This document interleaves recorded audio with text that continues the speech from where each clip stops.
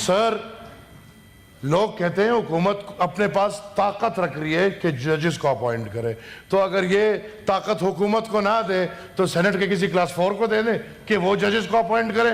Obviously हुकूमत का नाम ही यही है जिसने निज़ाम को चलाना है।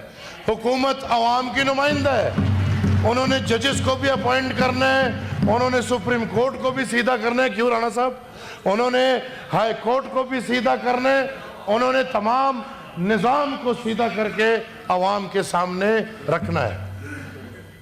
सर इधर बात हुई, आज के दिन ऐसी बातें नहीं होनी चाहिए, लेकिन एक तरफ parliamentary leader of Pakistan Tehreek Insaf कहते हैं कि हमने रोज़े अव्वल से ये फैसला कर लिया था कि इस बिल में हम हिस्सा नहीं बनेंगे।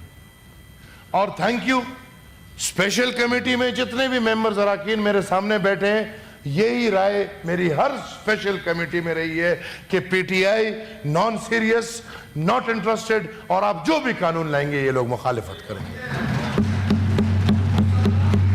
सर 10 मीटिंगें हुई हैं, 10 स्पेशल कमेटी की मीटिंग। हर मीटिंग में अली जफर भाई ने तकरीर झाड़ी है।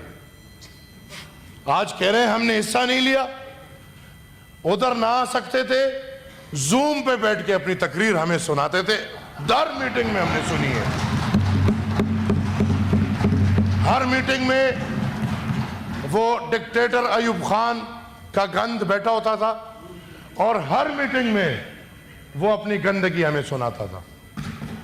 और पीटीआई में अगर एक ही बेहतरीन चीज है जो इनका चेयरमैन पाकिस्तान तहरीक इंसाफ, और मैं इनको मिन्नतें करता हूं अपने चेयरमैन को मान ले, आप ही ने चुना है, हमने नहीं चुना। बैरिस्टर गौहर को पीटीआई का चेयरमैन पीटीआई ने चुना है, हमने नहीं चुना।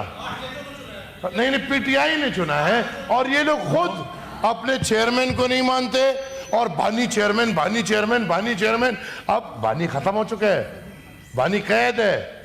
ये सियासत है, सियासत में आगे बढ़ो।